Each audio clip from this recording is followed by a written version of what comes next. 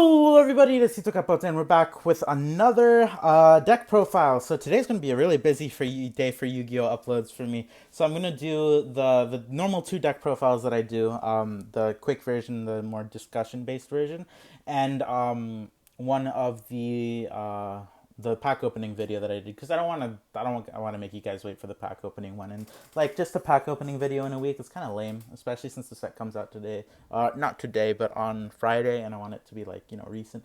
So anyway, this is going to be the quick version of the deck where I'm just going to go over the card choices and the ratios, and like you guys, the more experienced guys will know, like, oh hey, I know why he plays that. I get why he's doing this. But if you don't, if you're a new player to the deck, or you just want a more in-depth explanation, then check out my other video. I'll put the link in the description below.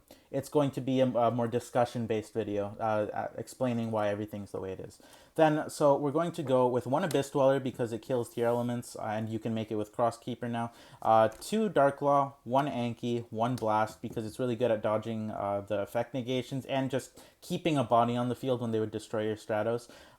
Two DPE because it's really easy to make the second one once your first one gets banished, which it most likely will. One Bane, I still really like the Bane package. The Sunrise package, which is Absolute Zero and Acid along with Sunrise, because it's a great resource engine, and especially now with Crosskeeper, it's even more of a resource engine.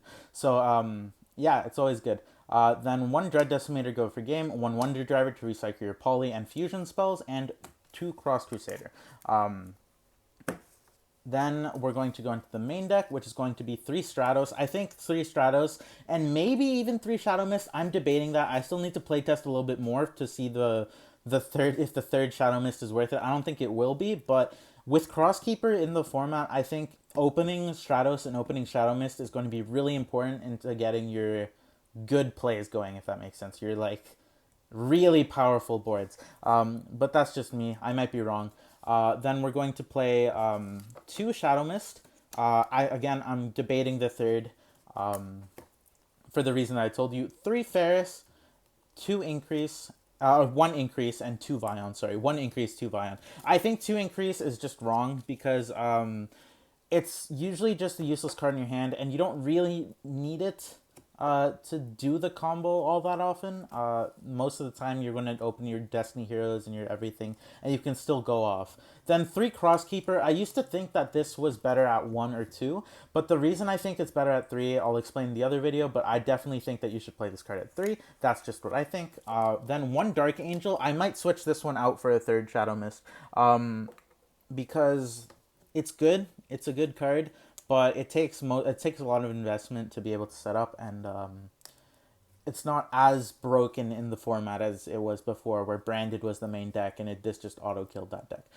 Then for our Destiny Heroes, we have one Denier, two Malicious. There's no point in playing more than one Denier because it's a once per turn and a once per duel. So you won't be reusing it in the if you have more than one in the graveyard. It just doesn't make sense to. Then one Plasma because Plasma is an insane card. One Liquid Soldier, one a Dusted Gold, and one Honest Neos. Then we have two Fusion Destiny because it's at 2. I wish it was at 3. Then 3 A Hero Lives. Man, I want a shiny copy of this one. Then 3 Mass Change, 1 Poly, 1 Miracle Fusion, and 1 Dark Calling. I see a lot of people wanting to play Poly at 2 instead of playing Wonder Driver, but I think that's wrong because Wonder Driver can get back your Fusion Destiny. It can get back your Dark Calling if actually no, it can't get back Dark Calling. I don't know if it can get back Dark Calling, but it's just Wonder Driver is more useful, I guess, most of the time. Then one Reinforcement of the Army because it searches your whole deck. 2 Forbidden Droplets, and 3 Dark Ruler. Now, one tangent I am going to go off in this video is that you don't see me playing a lot of hand traps in this format because, and you see me playing these 5 cards instead. You can play a 3rd Droplet instead of the Called By, but I think Called By is just better because, if you're going second and you have a Called By, if Splight tries to reborn their Toad, or if Tier Elements tries to go off and do a fusion combo on your turn, you can just Called By and say no. Whereas Droplets and Dark Ruler are like, yeah, do your stuff and then I'll do my stuff. But also going first, you can just set this and stop their turn. Not Splight, but Splight's more recursion, but You can stop tier elements. And the reason I play these board breakers and this more is because hand traps basically do nothing against. Well, they do something. They slow them down, but you're not going to be able to do anything significant to your opponent unless you have like two or three hand traps in hand every time, which is just at that point your whole deck is going to be hand traps. So in decks like Live Twins and in decks like that, where like you play a bunch of hand traps and your core is very small, you do, like, yeah, it's fine. But in stuff like Heroes where the core is really big and you're only going to be seeing maybe one hand trap, it's not worth it. It's much better to have a droplet in hand or a dark ruler and be able to just go off. Even if you're going first and you open the dark ruler, you can still use it for the next turn and come back from that. Whereas the like the hand traps are not going to stop your opponent very easily. Like, yeah, the supplement to your board, but so is the dark ruler, so is the droplet. Like, it's just better in this format, I think. That reasoning might have been a bit weird, but it's just better to play board breakers in this format than it is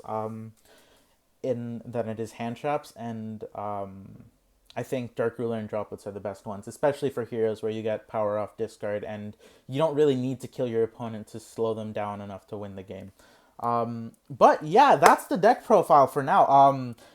I hope you guys enjoyed, and like I said, this is going to be the short version. Yeah, it's like 5, 6 minutes right now. So if you guys do want more explanation on why I did everything, more in depth, more actual discussion, then check out my other video. And yeah, hope you guys liked it. Hope you guys enjoyed. If you did, please leave a like, maybe even subscribe. And if you want, ring the notification bell for more videos. I'll see you guys later. I hope you have a great day.